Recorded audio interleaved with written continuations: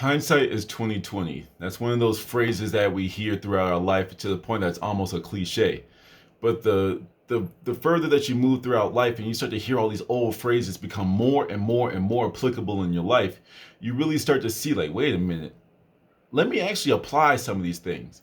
For example, hindsight being 2020 is the main reason why my friends will ask me relationship advice, even though I've been in the least relationships. You know what I'm saying? Because the advice I give is number one from personal experience, but then number two is the older I get and the more I progress throughout life, I look back in my relationships and apply what I know now to what I learned or what I could have done back then. I'm like, oh, so things may have been different if I did that and that and that and that.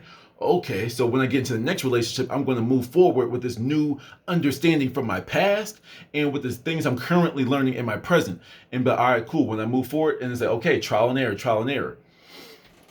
And what you have to understand is all of our relationships are experiments. That's all they are. You know, in middle school, I was entered into the science fair. I can't remember the criteria that needed to be met, but like I was entered into the science fair because I got like the top five, grades in the science class or whatever. So like I was like in the top five, so they entered your project into the science fair. Cool. But even when I was picked, I was like, sure, I got the highest grade, but like I just followed the rules of the rubric. I don't understand why I'm here. You know what I'm saying? All I did was wipe some like different cleaning products on a petri dish to see which one killed the most bacteria. Man, simple, you know. But then, like, I got into the science fair. Mind you, I'm walking with my little poster board, and we got people with videos, we got people with lasers, we got people with mice experiments, we got people driving around RC cars where they made out of plastic forks and some old broken headphone parts. I made that up, but still, like, I'm just like, yo, like, how? Why am I here? All I did was wipe down the petri dish with some cleaning materials. Why am I here? But what blew my mind even more was when I moved forward, we went throughout the day, and like we got to like the award ceremony. I didn't even know there was an award ceremony to the end of the day. So, hey, you want to stay for the awards? I'm like, there's awards? Oh, okay, I guess.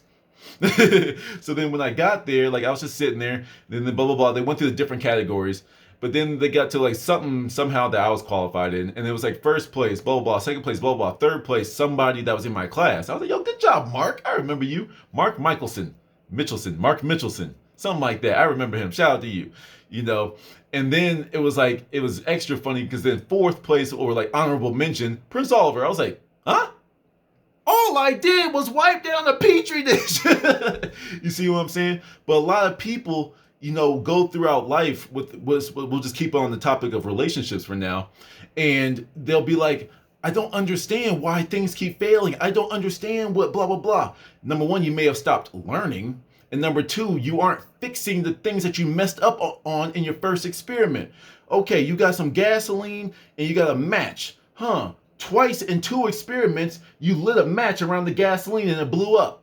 Dang, I don't get why my lab keeps exploding. I don't get it. Maybe if you sat back and recorded what you were doing and actually paid attention, you realize, gasoline, match, explosion, gasoline, match, explosion, cause and effect. You keep doing the same thing. You keep repeating the same actions and thought processes that get you to the same exact result. So go back and see where you messed up so you don't make that same mistake in the future or in your present life. You see what I'm saying? That's why my friends come to me, because I literally sit back and I legitimately always replay these in my head. Like, do I have everything? Have I learned everything that I can learn right now from this relationship? Because I might be 50, happily married, and still think about, what did I mess up on when I was a kid there? Okay, maybe I can apply that still here, guys. You can always learn, because even though it's the same experience that happened, let's just say, I'm just throwing out a random date, but let's just say like in 2015, this is what was going on. You might be in 2055 and you're going to look back and still be able to learn something from it, because now you can apply what you know now to what you could have done then. But if I did that, things would have been way different. I see. Because what things like, when especially comes to relationships, it's like, these failed relationships are the things that make people project their views of certain men and women on the whole gender, the whole sex, the whole whatever. I'm not here to be all PC. Y'all know what I mean. It's like one relationship messes up and you think all men are like that. You think all women are like, yo, all girls are hoes, bro. The second you turn your back, she gonna be on your boy. It's like, then why do you care? Let her be. Why do you care so much? And then it's like, stop projecting on the other people, because you know damn well that there's some beautiful women out there that will be loyal to you, and make sure that they let you know how loyal they are, and they will never betray your trust. They're all out there. Once again, it's all this energy stuff. The more that you operate from a higher vibration, the more that's what you'll attract. It's mad simple. But you keep perpetuating it. Yo, man, I just can't trust women. And because I can't trust women, that's why I have to have multiple. So even though I got my girl, I got a couple side pieces just in case. You always got one foot in and one foot out.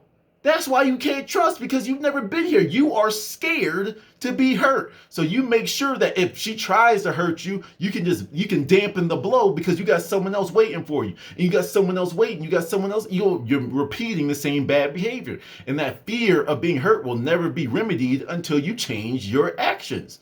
Really simple. And that can be flipped over for women too. They call it monkey branch and monkey bar and whatever. Before most people in these casual dating world situationships, before they move on to the next person, most people never break up with you without having another option.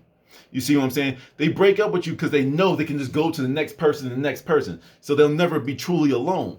That's something I talk about with one of my friends though. I'm like, you go from relationship to relationship. Like, you never give yourself time to actually, sit down with yourself and be like, okay, what did I get from that relationship? What are some things that I could have worked on? Because this is what I do. You know what I'm saying? I also have another friend that's like, too scared to be alone.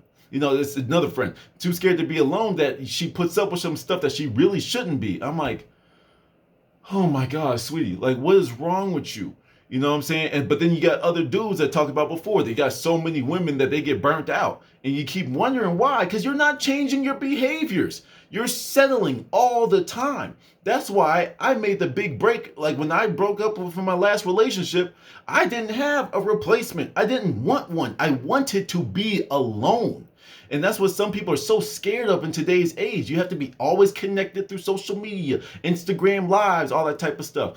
Where it's like, but when people are by themselves, they lose their damn minds. And it's because people don't want to be faced with the fact that maybe you are the problem. I've said this in many videos. All of your failed relationships, there's one common denominator: you.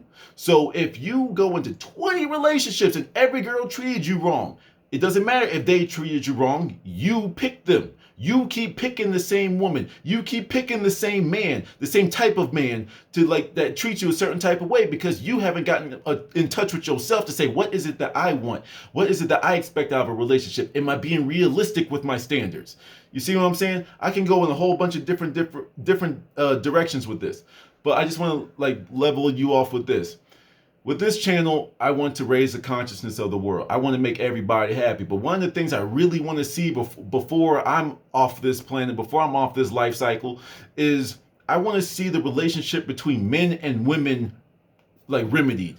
Right now we have so much division. Everywhere you go, there's division. Now we have women hating men for no reason. We got men hating women. And all they want to do is bicker in the sandbox. And most of us high value men and women up here are just looking down like, yo, if you would just calm down, you would realize that you were the one messing these things up. With your limited scope on the world, with your super high expectations, you can't be satisfied. You are projecting your insecurities and you want someone else to fix them. When you are in a relationship, it's supposed to be 1 + 1 = 1. There is no 1 + 1 = 2. No, 1 + 1 = 1. You are supposed to come together as a complete individual. You complete me.